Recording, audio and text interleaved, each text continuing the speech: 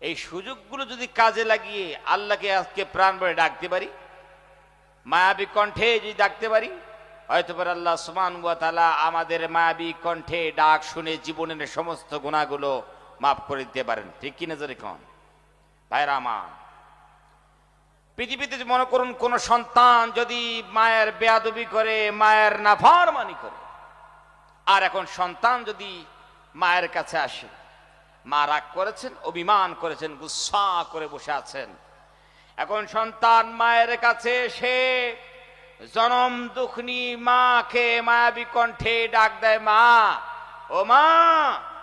জনম দুঃখিনী মা সন্তানের মায়াবী কণ্ঠে ডাক শুনে সন্তানের সব বেয়াদবির কথাগুলো নিমিষের মধ্যে ভুলে গিয়ে সন্তানকে কোলে নিয়ে চুমু দিতে থাকে। জোরে কোন ঠিক না? তাহলে একজন মা যদি সন্তানের মায়াবী কণ্ঠে মা মা ডাক শুনে ওর অপরাধের কথা ভুলে যায়, মাফ করে দেয়, তা আমার আল্লাহ কি দিতে পারে না? আল্লাহ সুবহানাহু ওয়া তাআলা দিতে পারেন। আল্লাহ রাব্বুল আমিন মারসিফুল, নিতান্ত দয়াবান, নিহায়াত রহম করনে ওয়ালা।